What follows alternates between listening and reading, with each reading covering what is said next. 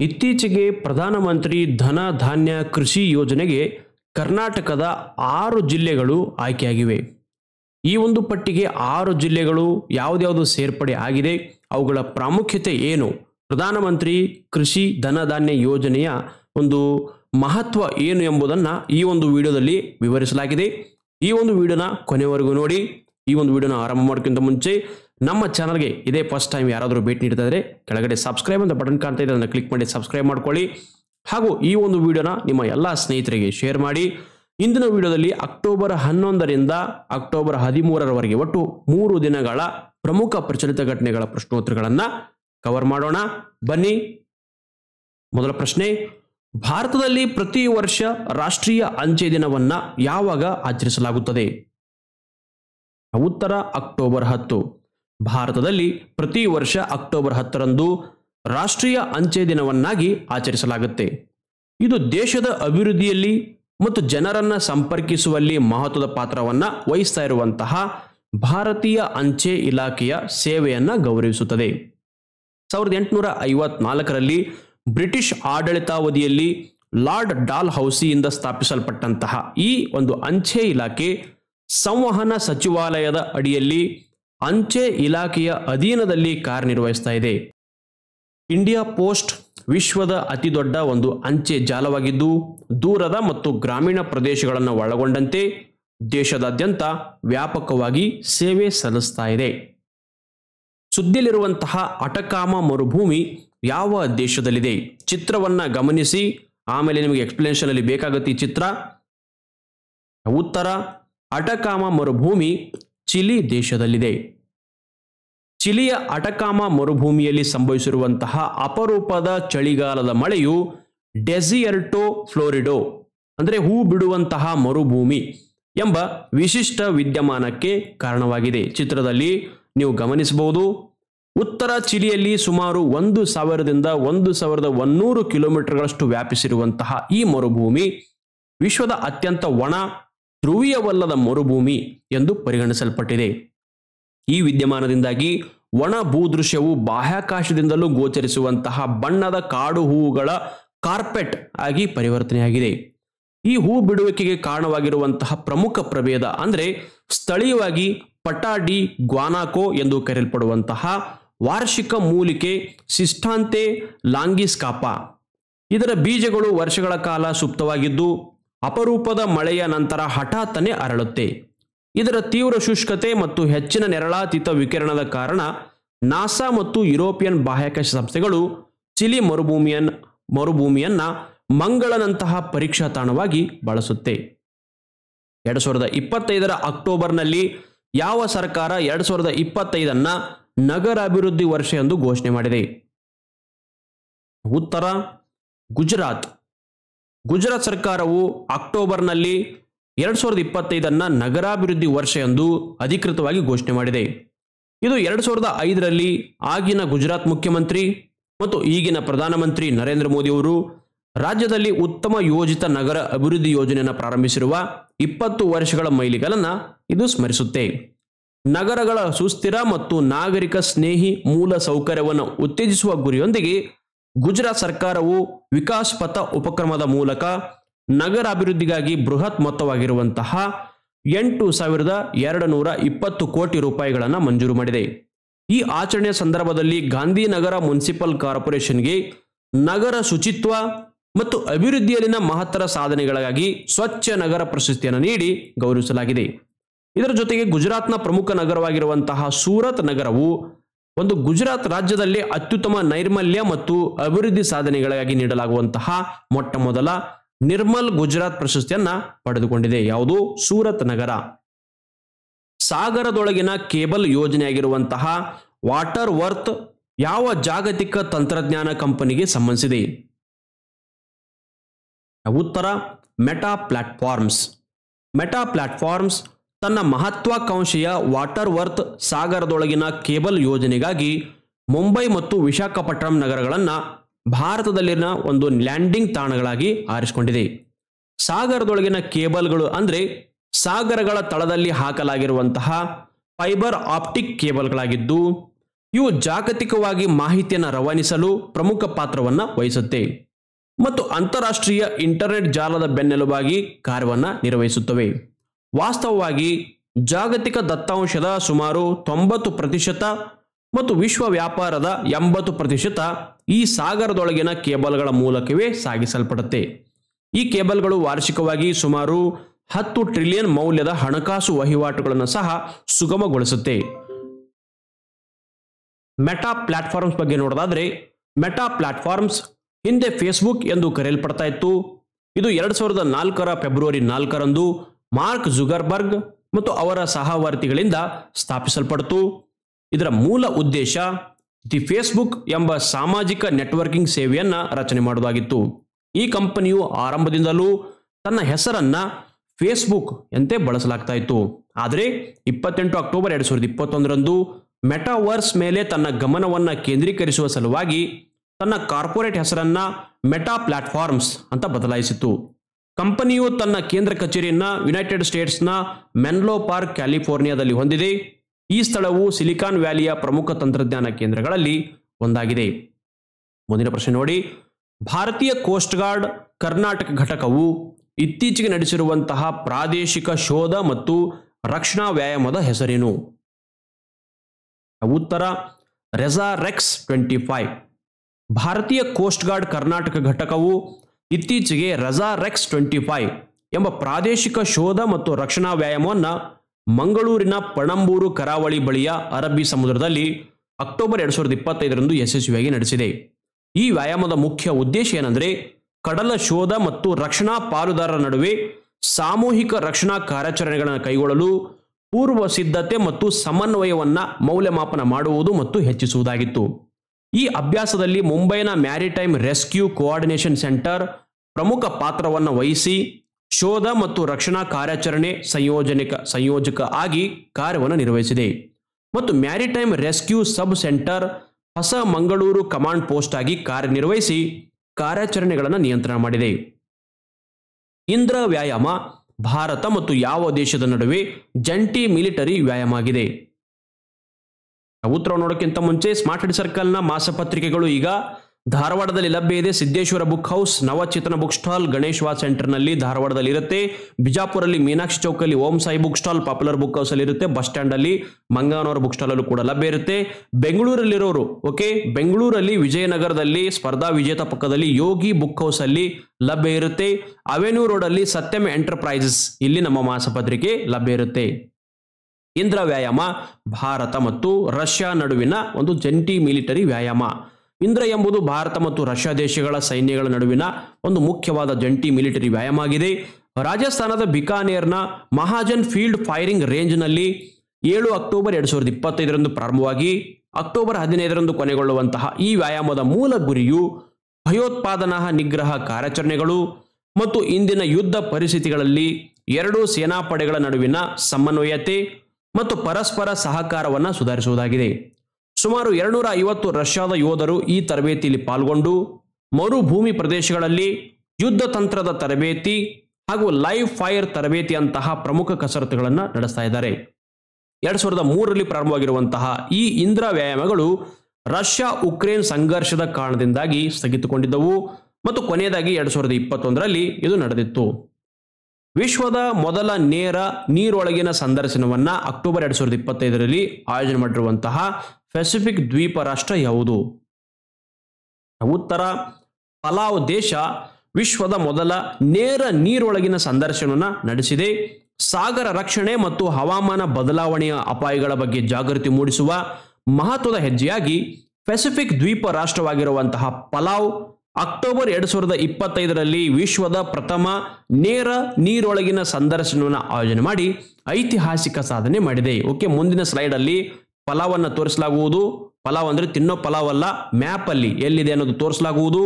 ಪಲಾವ್ನ ಅಧ್ಯಕ್ಷರಾದ ಸುರಾಂಜಲ್ ವಿಪ್ಸ್ ಜೂನಿಯರ್ ಅವರು Estonian Olympic ಈಜುಗಾರ ಮತ್ತು ಪ್ರಸಿದ್ಧ ಪರಿಸರ ಕಾರ್ಯಕರ್ತೆ ಮೆರ್ಲೆ ಲಿವಾಂಡ್ ಅವರೊಂದಿಗೆ ಈ ವಿಶೇಷ ಸಂದರ್ಶನವನ್ನು ನಡೆಸಿದ್ದಾರೆ. ಫಿಲಿಪೈನ್ಸ್ನ ಪೂರ್ವಕ್ಕೆ ಸುಮಾರು 340 ದ್ವೀಪಗಳ ದ್ವೀಪ ಸಮೂಹ ಆಗಿರುವಂತಹ ಪಲಾವ್ ಸದ್ಯ ಸಮುದ್ರ ಮಟ್ಟ ಏರಿಕೆಯ ಅಪಾಯಕ್ಕೆ ಅತಿ ಹೆಚ್ಚು ಗುರಿಯಾಗ್ತಾ ಇದ್ದು ಮುಂಬರುವ ವರ್ಷಗಳಲ್ಲಿ ಕೆಲವು ಹವಳ ದ್ವೀಪಗಳು ಕಣ್ಮರೆ ಆಗಬಹುದು ಅಂತ ಅಧ್ಯಕ್ಷರು ಕಳವಳ ವ್ಯಕ್ತಪಡಿಸಿದ್ದಾರೆ.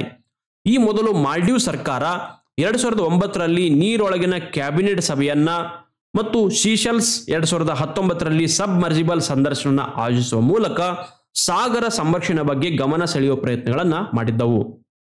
ಪಲಾವ್ ಓಕೆ, ಚಿತ್ರದಲ್ಲಿ ಗಮನಿಸಬಹುದು. ಇಲ್ಲಿ ಆಸ್ಟ್ರೇಲಿಯಾ ಕಾಣಬಹುದು, ನೀವು ಇಲ್ಲಿ ಇಂಡೋನೇಷ್ಯಾ ಕಾಣಬಹುದು, ಇಲ್ಲಿ ಪಾಪುವಾ ನ್ಯೂ ಗಿನಿಯಾ, ಇಲ್ಲಿ ಫಿಲಿಪೈನ್ಸ್ ದ್ವೀಪಗಳು, ಇವುಗಳ ಸಮೀಪದಲ್ಲಿರೋದೇ ಈ ಪಲಾವ್. ಪಲಾವ್ ಗಣರಾಜ್ಯವು ಮೈಕ್ರೋನೇಷ್ಯಾದ ಭಾಗವಾಗಿದ್ದು ಪಶ್ಚಿಮ ಪೆಸಿಫಿಕ್ ಸಾಗರದಲ್ಲಿ, ಇದೆಲ್ಲ ಪೆಸಿಫಿಕ್ ಮಹಾಸಾಗರ ಓಕೆ, ಪಶ್ಚಿಮ ಪೆಸಿಫಿಕ್ ಮಹಾಸಾಗರದಲ್ಲಿ ನೆಲೆಗೊಂಡಿರುವ ಒಂದು ದ್ವೀಪ ರಾಷ್ಟ್ರ. ಈ ರಾಷ್ಟ್ರದ ರಾಜಧಾನಿ ಮೆಲೆಕಿಯೋಕ್. ಆರ್ಥಿಕವಾಗಿ ಮತ್ತು ಜನಸಂಖ್ಯೆಗೆ ಅನುಗುಣವಾಗಿ ದೇಶದ ಅತಿ ದೊಡ್ಡ ನಗರ ಕೊರೋರ್ ಆಗಿದೆ. 2007ರವರೆಗೆ ಕೊರೋರ್ ರಾಜಧಾನಿ ಆಗಿತ್ತು, ಈಗ ಮೆಲೆಕಿಯೋಕ್. ಪಲಾವ್ ಅಮೆರಿಕದೊಂದಿಗೆ ಫ್ರೀ ಅಸೋಸಿಯೇಷನ್ ಕಾಂಪ್ಯಾಕ್ಟ್ ಎಂಬ ಒಪ್ಪಂದವನ್ನು ಹೊಂದಿದೆ ಮತ್ತು ಇದರ ಅಧಿಕೃತ ಕರೆನ್ಸಿ ಅಮೆರಿಕನ್ ಡಾಲರೇ ಆಗಿದೆ. ಪಲಾವ್ ಪ್ರಪಂಚದ ಅತಿ ಚಿಕ್ಕ ಸಾರ್ವಭೌಮ ರಾಷ್ಟ್ರಗಳಲ್ಲಿ ಒಂದಾಗಿದ್ದು ಮುಖ್ಯವಾಗಿ ಪ್ರವಾಸೋದ್ಯಮ ಮತ್ತು ವಿದೇಶಿ ನೆರವಿನ ಮೇಲೆ ಅವಲಂಬಿತವಾಗಿದೆ. ಮುಂದಿನ ಪ್ರಶ್ನೆ ಗಮನಿಸಿ. ಪ್ರಸ್ತುತ ಭಾರತದ ಅತಿದೊಡ್ಡ ಗ್ರೀನ್ ಫೀಲ್ಡ್ ಏರ್ಪೋರ್ಟ್ ಎಂಬ ಹೆಗ್ಗಳಿಕೆಗೆ ಪಾತ್ರವಾಗಿರುವ ವಿಮಾನ ನಿಲ್ದಾಣ ಯಾವುದು? ಉತ್ತರ ನವಿ ಮುಂಬೈ ಅಂತಾರಾಷ್ಟ್ರೀಯ ವಿಮಾನ ನಿಲ್ದಾಣ. ಇತ್ತೀಚೆಗೆ ಪ್ರಧಾನಮಂತ್ರಿ ನರೇಂದ್ರ ಮೋದಿ ಅವರು ಉದ್ಘಾಟಿಸಿರುವ ನವಿ ಮುಂಬೈ ಅಂತಾರಾಷ್ಟ್ರೀಯ ವಿಮಾನ ನಿಲ್ದಾಣದ ಮೊದಲ ಹಂತವು ಅನೇಕ ಪ್ರಮುಖ ದಾಖಲೆಗಳನ್ನು ಹೊಂದಿದೆ. ಇದು ಭಾರತದ ಅತಿ ದೊಡ್ಡ ಗ್ರೀನ್ ಫೀಲ್ಡ್ ಏರ್ಪೋರ್ಟ್ ಎಂಬ ಹೆಗ್ಗಳಿಕೆಗೆ ಪಾತ್ರವಾಗಿದೆ. ಜೊತೆಗೆ ಇದು ಸಂಪೂರ್ಣವಾಗಿ ಡಿಜಿಟಲೀಕೃತಗೊಂಡ ದೇಶದ ಮೊದಲ ವಿಮಾನ ನಿಲ್ದಾಣ ಆಗಿದೆ. ಇದನ್ನು ಸುಮಾರು 19,650 ಕೋಟಿ ರೂಪಾಯಿ ವೆಚ್ಚದಲ್ಲಿ ಸಾರ್ವಜನಿಕ ಖಾಸಗಿ ಸಹಭಾಗಿತ್ವ okay, public private partnership PPP ಮಾದರಿಯಲ್ಲಿ 1,160 ಹೆಕ್ಟೇರ್ ಪ್ರದೇಶದಲ್ಲಿ ಈ ವಿಮಾನ ನಿಲ್ದಾಣವನ್ನು ಅಭಿವೃದ್ಧಿಪಡಿಸಲಾಗಿದೆ. ಈ ಹೊಸ ವಿಮಾನ ನಿಲ್ದಾಣವು ಮುಂಬೈ ಮಹಾನಗರದ 2ನೇ ಅಂತಾರಾಷ್ಟ್ರೀಯ ವಿಮಾನ ನಿಲ್ದಾಣ ಆಗಿದ್ದು ಹಾಲಿ ಇರುವಂತಹ ಛತ್ರಪತಿ ಶಿವಾಜಿ ಮಹಾರಾಜ ಅಂತಾರಾಷ್ಟ್ರೀಯ ವಿಮಾನ ನಿಲ್ದಾಣದ ಇದರ ಮೇಲಿನ ಒತ್ತಡವನ್ನು ಕಡಿಮೆ ಮಾಡಲು ಇದು ನೆರವಾಗಲಿದೆ.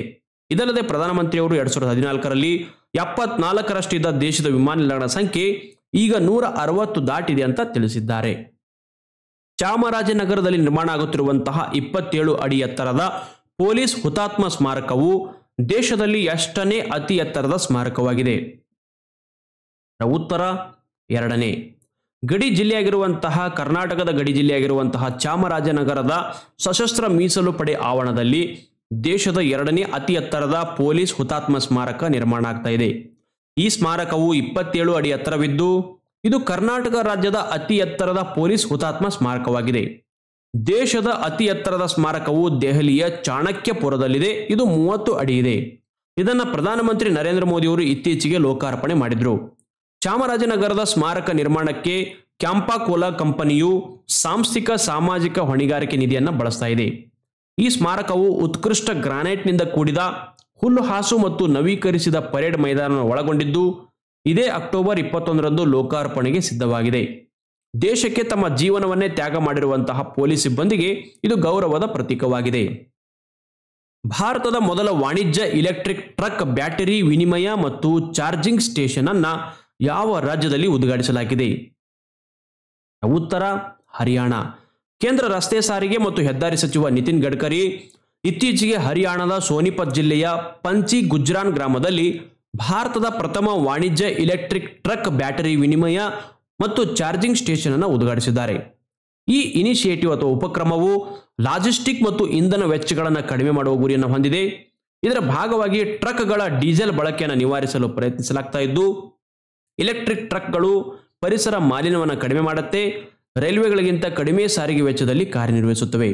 ಇದೇ ರೀತಿ ರಸ್ತೆ ನಿರ್ಮಾಣದಲ್ಲಿ ನವೀಕರಿಸಬಹುದಾದ ಇಂಧನವನ್ನು ಉತ್ತೇಜಿಸಲು ಮಹಾರಾಷ್ಟ್ರದ ನಾಗ್ಪುರ ಮತ್ತು ಜಬಲ್ಪುರದಲ್ಲಿ ಜೈವಿಕ ಬಿಟುಮೆನ್ಗಾಗಿ ವಾರ್ಷಿಕವಾಗಿ 5 ಮಿಲಿಯನ್ ಟನ್ ಕೂಳೆಯನ್ನು ಬಳಸಲಾಗ್ತಾ ಇದೆ. ಜೊತೆಗೆ ಜೋಳದಿಂದ ಎಥೆನಾಲ್ ಉತ್ಪಾದನೆಯು ಜೋಳದ ಮಾರುಕಟ್ಟೆಯನ್ನು ವಿಸ್ತರಿಸಿದೆ. ಪ್ರಧಾನಮಂತ್ರಿ ಕಿಸಾನ್ ಊರ್ಜಾ ಸುರಕ್ಷಾ ಏವಂ ಉತ್ಥಾನ್ ಮಹಾಭಿಯಾನ ಅಥವಾ PM ಕುಸುಮ್ ಯೋಜನೆಯನ್ನ ಕೇಂದ್ರ ಸರ್ಕಾರವು ಯಾವ ವರ್ಷದಲ್ಲಿ ಪ್ರಾರಂಭಿಸಿದೆ? ಉತ್ತರ 2019.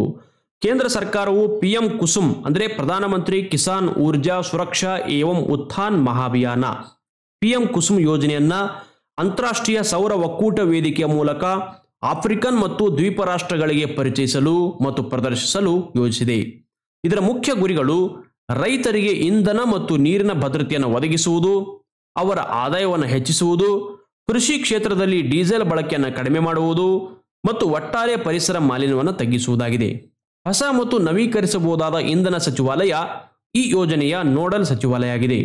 ಈ ಯೋಜನೆಯು ಮಾರ್ಚ್ 2026ರ ವೇಳೆಗೆ ಕೃಷಿ ಕ್ಷೇತ್ರದಲ್ಲಿ 34,800 ಮೆಗಾವ್ಯಾಟ್ ಸೌರ ಸಾಮರ್ಥ್ಯವನ್ನು ಸೇರಿಸುವ ಮಹತ್ವದ ಗುರಿಯನ್ನು ಹೊಂದಿದೆ. ಪಿಎಂ ಕುಸುಮ್ ಯೋಜನೆ ನೋಡೋದಾದರೆ, ಪಿಎಂ ಕುಸುಮ್ ಯೋಜನೆ ಭಾರತ ಸರ್ಕಾರದ ಒಂದು ಪ್ರಮುಖ ಕಾರ್ಯಕ್ರಮ. ಈ ಯೋಜನೆಯನ್ನು 2019ರಲ್ಲಿ ಪ್ರಾರಂಭಿಸಲಾಗಿದೆ. ಈ ಯೋಜನೆಯನ್ನು ಕೇಂದ್ರದ ನವೀಕರಿಸಬಹುದಾದ ಇಂಧನ ಸಚಿವಾಲಯ ಜಾರಿಗೆ ತಂದಿದೆ. ಪಿಎಂ ಕುಸುಮ್ ಯೋಜನೆ ಮುಖ್ಯ ಉದ್ದೇಶ ರೈತರನ್ನ ಸೌರಶಕ್ತಿ ಬಳಸುವಂತೆ ಪ್ರೋತ್ಸಾಹಿಸುವುದು, ಗ್ರಾಮೀಣ ಪ್ರದೇಶಗಳಲ್ಲಿ ವಿದ್ಯುತ್ ಸರಬರಾಜಿನಲ್ಲಿ ಸ್ವಾವಲಂಬನೆ ಸಾಧಿಸುವುದು. ಈ ಯೋಜನೆಯು ಸೌರ ಪಂಪ್ಸೆಟ್ಗಳನ್ನು ಪ್ರೋತ್ಸಾಹಿಸುವ ಮೂಲಕ ಕೃಷಿ ವೆಚ್ಚವನ್ನು ಕಡಿಮೆ ಮಾಡುತ್ತೆ, ಪರಿಸರ ಸಂರಕ್ಷಣೆಗೆ ಕೊಡುಗೆ ನೀಡುತ್ತೆ. ಸರ್ಕಾರವು ಸೌರ ಪಂಪ್ಸೆಟ್ಗಳ ಖರೀದಿಗೆ ಸಬ್ಸಿಡಿ ನೀಡುವ ಮೂಲಕ ರೈತರಿಗೆ ಪ್ರೋತ್ಸಾಹ ಈ ಒಂದು ಪಿಎಂ ಕುಸುಮ್ ಯೋಜನೆ ಅಡಿಯಲ್ಲಿ ನೀಡುತ್ತದೆ. ಪ್ಲುಟೋನಿಯಂ ನಿರ್ವಹಣೆ ಮತ್ತು ವಿಲೇವಾರಿ ಒಪ್ಪಂದ PMDA ರಷ್ಯಾ ಮತ್ತು ಯಾವ ದೇಶದ ನಡುವಿನ ಒಪ್ಪಂದ ಆಗಿದೆ? ಉತ್ತರ ರಷ್ಯಾ ಮತ್ತು ಅಮೆರಿಕ. ಪ್ಲುಟೋನಿಯಂ ನಿರ್ವಹಣೆ ಮತ್ತು ವಿಲೇವಾರಿ ಒಪ್ಪಂದವು ಅಮೆರಿಕ ಮತ್ತು ರಷ್ಯಾ ನಡುವಿನ ಒಂದು ಮಹತ್ವದ ಒಪ್ಪಂದವಾಗಿದ್ದು, ಇದನ್ನು ಶೀತಲ ಸಮರ ಯುಗದ ಒಂದು ಪರಮಾಣು ಸಿಡಿತಲೆಗಳನ್ನು ಕಿತ್ತು ಹಾಕಿದ ನಂತರ ಉಳಿದ ಶಸ್ತ್ರಾಸ್ತ್ರ ದರ್ಜೆಯ ಪ್ಲುಟೋನಿಯಂನ ದೊಡ್ಡ ದಾಸ್ತಾನುಗಳನ್ನು ಕಡಿಮೆ ಮಾಡುವ ಉದ್ದೇಶದಿಂದ ಈ ಒಂದು PMDA ಅನ್ನು ರೂಪಿಸಲಾಗಿದೆ. ಈ ಒಪ್ಪಂದಕ್ಕೆ 2000ನೇ ಇಸ್ವಿಯಲ್ಲಿ ಸಹಿ ಹಾಕಲಾಗಿದೆ. ಇದು 2011ರಲ್ಲಿ ಜಾರಿಗೆ ಬಂತು. ಪ್ರತಿ ದೇಶವು ಪರಮಾಣು ಪ್ರಸಾರಣದ ಅಪಾಯವನ್ನು ತಗ್ಗಿಸಲು ಮತ್ತು ದುಬಾರಿ ಶೇಖರಣಾ ವೆಚ್ಚವನ್ನು ಕಡಿಮೆ ಮಾಡಲು 34 ಟನ್ ಪ್ಲುಟೋನಿಯಂ ಅನ್ನು ವಿಲೇವಾರಿ ಮಾಡಲು PMDA ಕಡ್ಡಾಯಗೊಳಿಸಿದೆ. ವಿಲೇವಾರಿಗೆ ಉದ್ದೇಶಿತ ವಿಧಾನಗಳಲ್ಲಿ ಪ್ಲುಟೋನಿಯಂ ಅನ್ನು ಮಿಶ್ರ ಆಕ್ಸೈಡ್ ಇಂಧನವಾಗಿ ಪರಿವರ್ತಿಸುವುದು ಅಥವಾ ವಿದ್ಯುತ್ ಉತ್ಪಾದನೆಗಾಗಿ ವೇಗದ ನ್ಯೂಟ್ರಾನ್ ರಿಯಾಕ್ಟರ್ಗಳಲ್ಲಿ ಬಳಸುವುದು ಸೇರಿತ್ತು. ಆದಾಗ್ಯೂ ರಷ್ಯಾದ ಸಂಸತ್ತಿನ ಕೆಳಮನೆಯು ಅದರ ಕೆಳಮನೆ ಯಾವುದು? ಸ್ಟೇಟ್ ಡೂಮಾ. ಈ ಒಂದು ರಷ್ಯಾದ ಸಂಸತ್ತಿನ ಕೆಳಮನೆಯು 8 ಅಕ್ಟೋಬರ್ 2025ರಂದು ಒಪ್ಪಂದದಿಂದ ಹಿಂದೆ ಸರಿಯಲು ಅನುಮೋದನೆ ನೀಡಿದೆ. ಹೀಗಾಗಿ ಇದು ಕರೆಂಟ್ ಅಫೇರ್ಸ್ ಇದೆ. PMDA ಅಂದ್ರೇನು? Plutonium management and disposition agreement. Karnataka ರಾಜ್ಯದ ಯಾವ ಜಿಲ್ಲೆಗಳು ಪ್ರಧಾನಮಂತ್ರಿ ಧನಧಾನ್ಯ ಕೃಷಿ ಯೋಜನೆಗೆ ಸೇರ್ಪಡೆಗೊಂಡಿವೆ? ಉತ್ತರ ಹಾವೇರಿ ಮತ್ತು ಗದಗ ಒಳಗೊಂಡಂತೆ ಒಟ್ಟು 6 ಜಿಲ್ಲೆಗಳು ಸೇರ್ಪಡೆಗೊಂಡಿವೆ. ಪ್ರಧಾನಮಂತ್ರಿ ನರೇಂದ್ರ ಮೋದಿ ಅವರು ದೇಶದ ಕೃಷಿ ವ್ಯವಸ್ಥೆಗೆ ಪ್ರೋತ್ಸಾಹ ನೀಡಲು ನವದೆಹಲಿಯ ಭಾರತೀಯ ಕೃಷಿ ಸಂಶೋಧನಾ ಸಂಸ್ಥೆಯಲ್ಲಿ ಆಯೋಜನೆ ಮಾಡಲಾಗಿದ್ದಂತಹ ವಿಶೇಷ ಕೃಷಿ ಕಾರ್ಯಕ್ರಮದಲ್ಲಿ ಪ್ರಧಾನಮಂತ್ರಿ ಧನಧಾನ್ಯ ಕೃಷಿ ಯೋಜನೆ ಮತ್ತು ದ್ವಿದಳ ಧಾನ್ಯಗಳ ಸ್ವಾವಲಂಬನೆ ಮಿಷನ್ಗೆ ಚಾಲನೆ ನೀಡಿದ್ದಾರೆ. 24,000 ಕೋಟಿ ಮೌಲ್ಯದ ಪ್ರಧಾನಮಂತ್ರಿ ಧನಧಾನ್ಯ ಯೋಜನೆಯು 2030-31ರ ವೇಳೆಗೆ ದ್ವಿದಳ ಧಾನ್ಯಗಳ ಕೃಷಿ ಪ್ರದೇಶವನ್ನ 27.5 ಮಿಲಿಯನ್ ಹೆಕ್ಟೇರ್ನಿಂದ 31 ಮಿಲಿಯನ್ ಹೆಕ್ಟೇರ್ಗೆ ವಿಸ್ತರಿಸುವ ಬೃಹತ್ ಗುರಿಯನ್ನ ಹೊಂದಿದೆ. ದ್ವಿದಳ ಧಾನ್ಯಗಳ ಸ್ವಾವಲಂಬನೆ ಮಿಷನ್ ಅನ್ನ ದೇಶವನ್ನ ಈ ಧಾನ್ಯಗಳ ಉತ್ಪಾದನೆಯಲ್ಲಿ ಸ್ವಾವಲಂಬಿ ಮಾಡುವ ದೃಷ್ಟಿಯಿಂದ ಆರಂಭಿಸಲಾಗಿದ್ದು, ಇದಕ್ಕೆ 11,440 ಕೋಟಿ ರೂಪಾಯಿ ವೆಚ್ಚ ಆಗಲಿದೆ. ಇದರ ಜೊತೆಗೆ ಸುಮಾರು 3,650 ಕೋಟಿ ರೂಪಾಯಿ ವೆಚ್ಚದಲ್ಲಿ ಕೃಷಿ ಮೂಲ ಸೌಕರ್ಯ ನಿಧಿ ಯೋಜನೆಯನ್ನ, ಪಶು ಸಂಗೋಪನೆಗಾಗಿ 1,166 ಕೋಟಿ ಮೌಲ್ಯದ 17 ಯೋಜನೆಗಳನ್ನ ಮತ್ತು ಮೀನುಗಾರಿಕೆ ಹಾಗೂ ಆಹಾರ ಸಂಸ್ಕರಣಾ ಕ್ಷೇತ್ರಗಳಲ್ಲಿ 5,450 ಕೋಟಿ ರೂಪಾಯಿಗೂ ಹೆಚ್ಚು ಮೌಲ್ಯದ ಯೋಜನೆಗಳನ್ನು ಉದ್ಘಾಟಿಸಿ ಶಂಕುಸ್ಥಾಪನೆ ಮಾಡಲಾಗಿದೆ. ಈ ಪ್ರಧಾನಮಂತ್ರಿ ಧನಧಾನ್ಯ ಕೃಷಿ ಯೋಜನೆಯು ದೇಶದ 100 ಜಿಲ್ಲೆಗಳಲ್ಲಿ ಜಾರಿಯಾಗಲಿದ್ದು, ಇದರಲ್ಲಿ ಕರ್ನಾಟಕ ರಾಜ್ಯದ ಹಾವೇರಿ, ಚಿಕ್ಕಬಳ್ಳಾಪುರ, ಚಿತ್ರದುರ್ಗ, ತುಮಕೂರು, ಕೊಪ್ಪಳ, ಗದಗ ಈ 6 ಜಿಲ್ಲೆಗಳು ಕರ್ನಾಟಕದಿಂದ ಆಯ್ಕೆಯಾಗಿವೆ. ಮುಂದಿನ ಪ್ರಶ್ನೆ ಗಮನಿಸಿ. ಕೊನೆಯ ಪ್ರಶ್ನೆ. ಅಂತಾರಾಷ್ಟ್ರೀಯ ಸೌರ ಒಕ್ಕೂಟದ 8ನೇ ಅಧಿವೇಶನವು 2025ರ ಅಕ್ಟೋಬರ್ 27ರಿಂದ 30ರವರೆಗೆ ಭಾರತದ ಯಾವ ನಗರದಲ್ಲಿ ಆಯೋಜಿಸಲ್ಪಟ್ಟಿದೆ? ಉತ್ತರ ನವದೆಹಲಿ. ಭಾರತವು ಅಂತಾರಾಷ್ಟ್ರೀಯ ಸೌರ ಒಕ್ಕೂಟದ 8ನೇ ಅಧಿವೇಶನವನ್ನ 2025ರ ಅಕ್ಟೋಬರ್ 27ರಿಂದ 30ರವರೆಗೆ ನವದೆಹಲಿಯ ಭಾರತ್ ಮಂಟಪದಲ್ಲಿ ಆಯೋಜನೆ ಮಾಡಿದೆ. ಭಾರತವು ಈ ಅಂತಾರಾಷ್ಟ್ರೀಯ ಸಂಸ್ಥೆಯ ಅಧ್ಯಕ್ಷತೆಯನ್ನು ವಹಿಸಿದೆ. ಒಟ್ಟು 124 ಸದಸ್ಯ ರಾಷ್ಟ್ರಗಳ ಭಾಗವಹಿಸುವಿಕೆಯಿಂದ ನಡೆದಿರುವಂತಹ ಈ 4 ದಿನಗಳ ಅಧಿವೇಶನ ವಿಶ್ವದಾದ್ಯಂತ ಸೌರಶಕ್ತಿಯ ನಿಯೋಜನೆಯನ್ನು ವೇಗಗೊಳಿಸುವ ಮತ್ತು ಇಂಧನ ಪ್ರವೇಶವನ್ನು ಖಚಿತಪಡಿಸಿಕೊಳ್ಳುವ ನಿಟ್ಟಿನಲ್ಲಿ ಪ್ರಮುಖ ನಿರ್ಣಯಗಳನ್ನು ಕೈಗೊಳ್ಳುವಂತಹ ಗುರಿಯನ್ನ ಹೊಂದಿದೆ. ಜಾಗತಿಕ ಸಮುದಾಯದ ಸಹಭಾಗಿತ್ವದಲ್ಲಿ ಒಂದು ಸೂರ್ಯ, ಒಂದು ವಿಶ್ವ, ಒಂದು ಗ್ರಿಡ್ ಅಥವಾ OSOWOG ಅಂತಹ ಪ್ರಮುಖ ಉಪಕ್ರಮಗಳನ್ನು ಮುಂದಕ್ಕೆ ಕೊಂಡೊಯ್ಯಲು ಚರ್ಚೆ ಮಾಡಲಾಗಿದೆ. ಅಂತಾರಾಷ್ಟ್ರೀಯ ಸೌರ ಒಕ್ಕೂಟದ ಬಗ್ಗೆ ನೋಡೋದಾದ್ರೆ ಇದರ ವಿಸ್ತೃತ ರೂಪ ISA, ಇಂಟರ್ನ್ಯಾಷನಲ್ ಸೋಲಾರ್ ಅಲಯನ್ಸ್. ಅಂತಾರಾಷ್ಟ್ರೀಯ ಸೌರ ಒಕ್ಕೂಟ ಒಂದು ಅಂತರ್ ಸರ್ಕಾರಿ ಸಂಸ್ಥೆಯಾಗಿದ್ದು ಇದು ವಿಶ್ವದಾದ್ಯಂತ ಸೌರ ಶಕ್ತಿಯ ಬಳಕೆಯನ್ನು ಉತ್ತೇಜಿಸಲು, ಪಳೆಯುಳಿಕೆ ಇಂಧನಗಳ ಮೇಲಿನ ಅವಲಂಬನೆಯನ್ನು ಕಡಿಮೆ ಮಾಡಲು ಪ್ರಯತ್ನಿಸುತ್ತದೆ. 2015ರಲ್ಲಿ ಪ್ರಧಾನಮಂತ್ರಿ ನರೇಂದ್ರ ಮೋದಿ ಮತ್ತು ಫ್ರೆಂಚ್ ಅಧ್ಯಕ್ಷ ಫ್ರಾಂಕೋಯಿಸ್ ಹೊಲ್ಯಾಂಡ್ ನಡುವೆ ಪ್ಯಾರಿಸ್ ನಡೆದಿರುವಂತಹ ಸಭೆಯಲ್ಲಿ ಅಂತಾರಾಷ್ಟ್ರೀಯ ಸೌರ ಒಕ್ಕೂಟವನ್ನು ಕಲ್ಪಿಸಲಾಯಿತು ಮತ್ತು ಅಂತಾರಾಷ್ಟ್ರೀಯ ಸೌರ ಒಕ್ಕೂಟವನ್ನು ಸ್ಥಾಪಿಸಲಾಯಿತು. ಈ ಹಿಂದೆ ಕರ್ಕಾಟಕ ಸಂಕ್ರಾಂತಿ ವೃತ್ತದಿಂದ ಮಕರ ಸಂಕ್ರಾಂತಿ ವಲಯದೊಳಗಿನ ದೇಶಗಳು ಮಾತ್ರ ಅಂತಾರಾಷ್ಟ್ರೀಯ ಸೌರ ಒಕ್ಕೂಟಕ್ಕೆ ಸೇರಲು ಅರ್ಹತೆ ಹೊಂದಿದ್ದವು. ಆದಾಗ್ಯೂ 15 ಜುಲೈ 2020ರಿಂದ ವಿಶ್ವಸಂಸ್ಥೆಯ ಸದಸ್ಯರಾಗಿರುವಂತಹ ಯಾವುದೇ ದೇಶ ಅಂತಾರಾಷ್ಟ್ರೀಯ ಸೌರ ಒಕ್ಕೂಟದ ಸದಸ್ಯರು ಆಗಬಹುದು. ಪ್ರಸ್ತುತ ಅಂತಾರಾಷ್ಟ್ರೀಯ ಸೌರ ಒಕ್ಕೂಟದಲ್ಲಿ 124 ಸದಸ್ಯ ರಾಷ್ಟ್ರಗಳಿವೆ. ಇದರ ಪ್ರಧಾನ ಕಚೇರಿ ಭಾರತದ ಹರಿಯಾಣದ ಗುರುಗ್ರಾಮ್ ನಗರದಲ್ಲಿದೆ. ಓಕೆ, ಇಲ್ಲಿಗೆ ಇಂದಿನ ಕರೆಂಟ್ ಅಫೇರ್ಸ್ ವಿಡಿಯೋ ಮುಕ್ತಾಯಿತು. ಯಾರಿಗಾದರೂ ನಮ್ಮ ಈ ಒಂದು ವಿಡಿಯೋದಲ್ಲಿ ಕವರ್ ಆಗಿರುವಂತಹ ಇನ್ಫಾರ್ಮೇಶನ್ ಒಳಗೊಂಡಿರುವಂತಹ ಸ್ಮಾರ್ಟ್ ಸ್ಟಡಿ ಸರ್ಕಲ್ ಮ್ಯಾಗಜಿನ್ಗಳು ಜನವರಿಯಿಂದ ಅಕ್ಟೋಬರ್ ವರೆಗೆ 2025 ಜನವರಿಯಿಂದ ಅಕ್ಟೋಬರ್ ವರೆಗಿನ ಮಾಸಪತ್ರಿಕೆಗಳು ಬೇಕಾಗಿತ್ತಂದ್ರೆ 9380463196 ಈ ನಂಬರ್ಗೆ ವಾಟ್ಸಪ್ ಅಲ್ಲಿ ಮೆಸೇಜ್ ಮಾಡಿ. ಒಂದು ಮಾಸಪತ್ರಿಕೆ ಬೆಲೆ 60 ರೂಪಾಯಿ ಆಗಿರುತ್ತೆ. ಟೋಟಲಿ ನೀವು ಎಷ್ಟು ಮ್ಯಾಗಜಿನ್ಗಳನ್ನು ತಗೋತೀರಾ ಅದರ ಮೇಲೆ ಸುಮಾರು 30 ರಿಂದ 40 ರೂಪಾಯಿಷ್ಟು ಅಂಚೆ ಶುಲ್ಕ ಇರುತ್ತೆ. ಓಕೆ, ಯಾವುದೇ ಮಾಸಪತ್ರಿಕೆ ತಗೊಂಡ್ರು ಅಂಚೆ ಶುಲ್ಕ ಇರುತ್ತೆ. ಅಂಚೆ ಶುಲ್ಕ ಸಹಿತವಾಗಿ ಅತ್ಯಂತ ಕಡಿಮೆ ದರದಲ್ಲಿ ನಿಮ್ಮ ಮನೆ ಬಾಗಿಲಿಗೆ ಮಾಸಪತ್ರಿಕೆಗಳು ಬರುತ್ತೆ. 2024ರ ಜನವರಿಯಿಂದ ಡಿಸೆಂಬರ್ ವರೆಗಿನ ಮಾಸಪತ್ರಿಕೆ ಸೆಟ್ 666 ರೂಪಾಯಿಗೆ ಡಿಸ್ಕೌಂಟ್ ಅಲ್ಲಿ ನಿಮ್ಮ ಮನೆ ಬಾಗಿಲಿಗೆ ಬರ್ತಾ ಇದೆ. ಇದಕ್ಕೆ ಯಾವುದೇ ಪೋಸ್ಟಲ್ ಚಾರ್ಜ್ ಇರೋದಿಲ್ಲ. ಕೇವಲ 666 ರೂಪಾಯಿಗೆ ಡೈರೆಕ್ಟ್ ಆಗಿ 8-12 ಮಾಸಪತ್ರಿಕೆಗಳು ನಿಮ್ಮ ಮನೆಗೆ ಬರುತ್ತೆ. ಈ ನಂಬರ್ಗೆ ವಾಟ್ಸ್ಆಪ್ ನಲ್ಲಿ ಮೆಸೇಜ್ ಮಾಡಿ. ಧನ್ಯವಾದ.